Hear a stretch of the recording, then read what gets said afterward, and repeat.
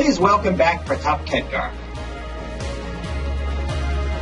So welcome everyone to this very exciting panel that we've put together, and we have three wonderful guests today.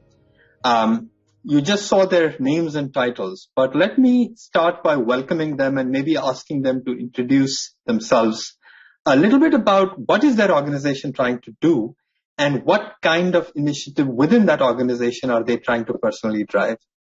So Karen, maybe start with you. Yes, Alto Pharmacy is trying to improve pharmacy, which is an industry that hasn't changed much for a very long time. Roughly 50% of prescriptions are never picked up, leading to $100 billion in waste, and of course a lot of negative health outcomes, hospitalizations, and so we partner with providers to add value to them and their teams, and then of course add a lot more convenience to patients to help them get their medications and stay on them, and hopefully ultimately lead healthier lives. Fantastic. And what is your role within that? I am our general manager and vice president of endocrinology.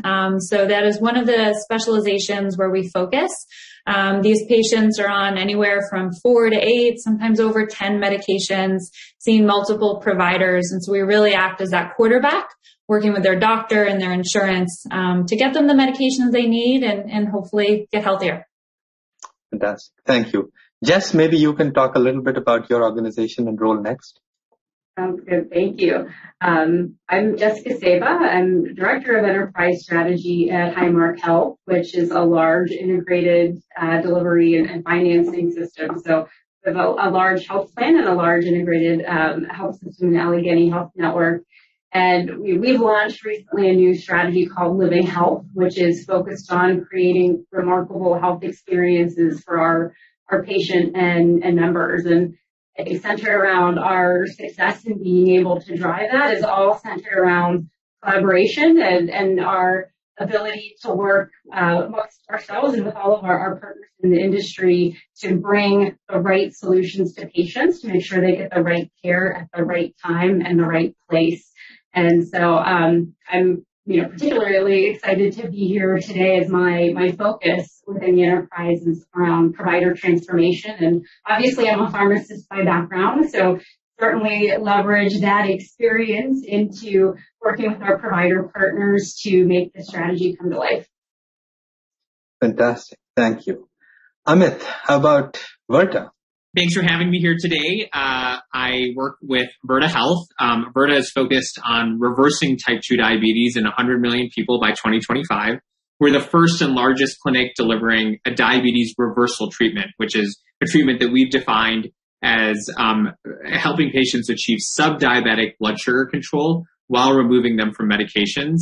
It's completely innovative, and we're the first clinic that actually published peer-reviewed papers on doing this. I lead our care delivery team, which includes both technology and clinical delivery, and we're fundamentally shifting the way that we think about chronic conditions. The first way we're shifting it is that we are working on reversing chronic conditions, and so reversing diabetes is, as I said, a completely new concept and something that Virta has defined, and it's no longer a chronic condition that people have a life sentence for, but it's something that we've actually proven they can live without. And the second way that we're really shifting the care paradigm is by delivering all of our care completely digitally. So at this moment, we're treating tens of thousands of patients in all 50 states, and we're doing so completely virtually. And we have a virtual medical clinic where we actually have doctors that are servicing our patients. And it's through our continuous remote care platform that we're able to do that. So that's a little bit about me and Virta, and I'm really excited to be here today. What is your perspective on how well life science companies are currently performing or stepping up in terms of delivering against this value theme and working in this sort of connected ecosystem? What would you advise? What would be some opportunities for improvement there? I would say, from what I've observed, there are so many new ways to engage. And I don't feel like these companies are moving as fast as they could. And it may just be because of convention and this is the way it's worked forevermore. But even if you think of, myself, we offer that touch point. We have this active audience of patients that I could kind of share information or education with. If you think of Amit and Virta, it's like, that's a whole new model. It's not just going to your HCP and he has so many patients that are such fans of Virta that they're actually telling friends and family and driving that growth. So it's a new world and a new model. So I would say that would be one, is how could you engage? So being more specific, marketing has historically been like, okay, I do this ad and I do all these patient programs. What are new ways in which you can distribute that information? I think another one, market access. Where do you focus your time to improve coverage for these diabetes patients? Also we have PA denial information that can actually be, instructive. What is the demand that we're seeing by employer or by payer that could actually really focus those teams? And then from a sales perspective, I think a lot of life sciences companies let's look at just the revenue. And it's like, maybe if you change your view of how we look at the P&L holistically and what is the potential value from existing patients and truly addressing the mission of let's cure this disease, let's reverse it. And there is still a lot of revenue opportunity there, versus let's have a strong start, deploy hundreds or thousands of people only to then lose those patients over time. So I think from a marketing, sales, market access perspective, but just more holistically, what is a new way to kind of achieve your mission? And I know so many people have given their whole lives of inventing these amazing drugs. And I think there's more tools at your fingertips to getting them in the hands of patients and driving the outcomes that many dreamed of decades ago. Yeah. And Karen, thanks for that tee-up. I'll just add that, like Karen said, I think there's this opportunity, and some life sciences companies are starting to do this. Like, what's our digital formula? Yeah. But there is so much more we can do to partner together around meeting our patients where they are and best serving them. And honestly, there's a little bit there.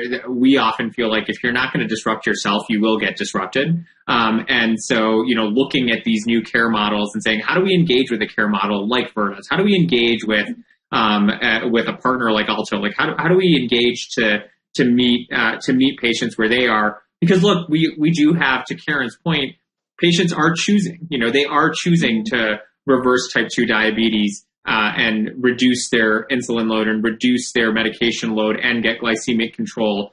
That you're not going to stop people from choosing it. Karen said this well. We do have great fans. We've got at least 2 patients of my knowledge that have gotten Virta tattoos. Right? I don't know how many patients, like literally the Virta logo tattooed on their body, because that's how meaningful the life change has been for them from that service. I don't know how many healthcare providers could say that about their fandom. And so if you don't, if you're not going to engage in the disruption, I think you're missing the opportunity to see where the puck might be going. And again, it's going to be disruptive to the current revenue model, but I think it's absolutely imperative to do that. So we can make, we can invest less of our GDP in healthcare and more of it in education and all these other things that'll help us on long-term competitiveness. Because honestly, as a group here, as we think about it, it's not sustainable for us to invest what we are in healthcare. So we've got to do this together. And I think just looking at how you can participate in the disruption is going to be super valuable. Even thinking about pricing strategy. So I think historically it's like, okay, this is the price of the product, market access, get to work on coverage. Maybe we'll launch, maybe we won't have full coverage. And there are, copay cards, savings cards, coupons. The big fear of any pricing team is like, is it going to be abused? So how do we find that value in terms of driving adoption? But even something like that, it's not so black and white anymore. So for example, at Alto, you could say, hey, could you build in the logic that you're always going to try to, bill a claim. And then you're going to try a prior authorization. And we're going to even give you advice in terms of what can help get that, approved, include the BMI, for example. And then as the stopgap, kind of lean on that coupon. So that's just one example of thinking about it differently. I would say another one is just life sciences kind of like, Karen, you're in Silicon Valley. I live in San Francisco. Teach us how to be innovative. And I think when we introduce these new ideas, it's like, oh yeah, but now I'll have to talk to this team. So in the spirit of, you invite disruption, it's like, be okay if you don't know the best answer. Bring people from different teams into a room to say, hey, this seems interesting. Not sure how to do it. We've never done it. But starting that conversation across traditional silos, I think, can be a really good first step. And perhaps that resonates with those in the audience. Great. No, I think what you have all pointed out is this interconnectedness. It will just get more and more. In fact, it becomes necessary as we evolve healthcare. So maybe to close out, one last remark from each of you. Some thought about where the future is going in terms of urgency, in terms of digital disruption, in terms of this interconnectedness. Where do you see this sort of healthcare ecosystem and the value generation for the patient moving? What one trend are you watching perhaps, 3 to 5 years from now? Any speculation? I won't hold you to it. I'm watching the trend of, and this trend, by the way, has been going on for years. So, and has been every year. It feels like it's slower, but I think it's happening. Is the consumerization of healthcare?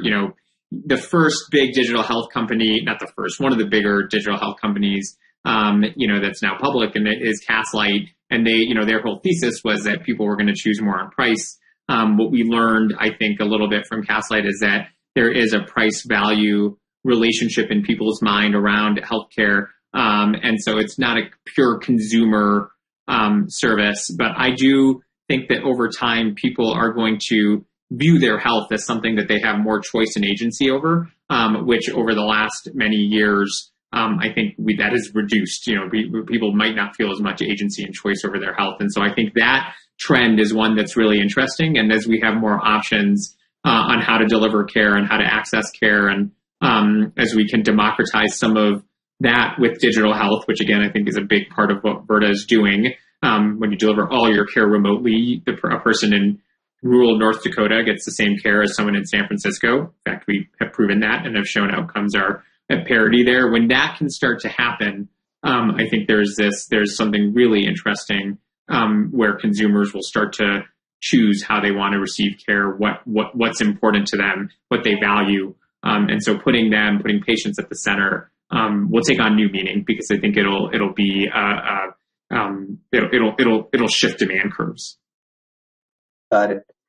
Go ahead, please. I think related is the number of options that consumers or people will have, working in the pharmacy space. Of course, there's a lot of buzz. Oh, Amazon's coming in. I'm like, fantastic.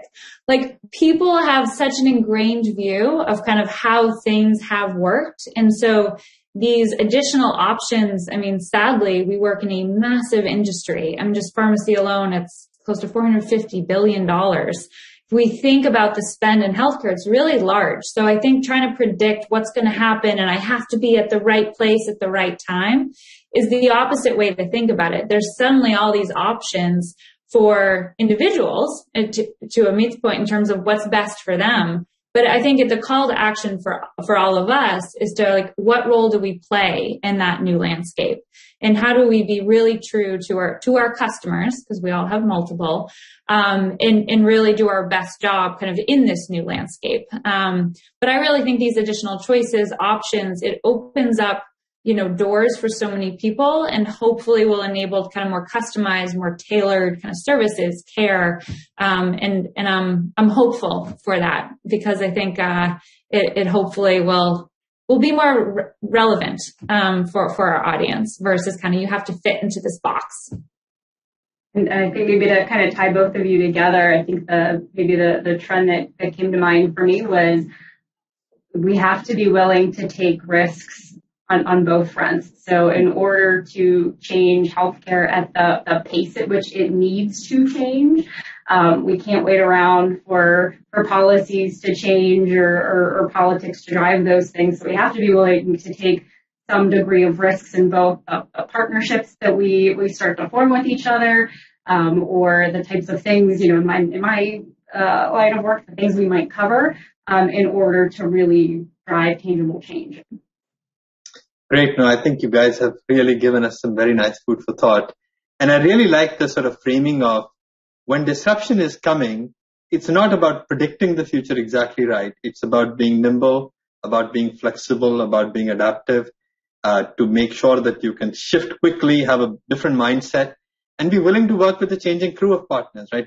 It's not the old collaborations and relationships that will always survive. Like you said, Karen, new entrants are coming in, big tech is coming in, different ways to work together, options opening up all the time.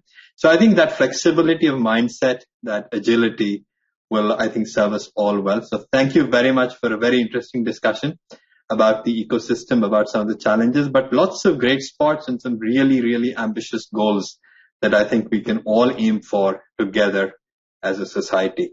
So thank you once again for joining me on this panel. It's been great. And hopefully the audience also enjoyed the discussion. I certainly did. Thank you so much. Thank you. Thank you. Thanks for having us.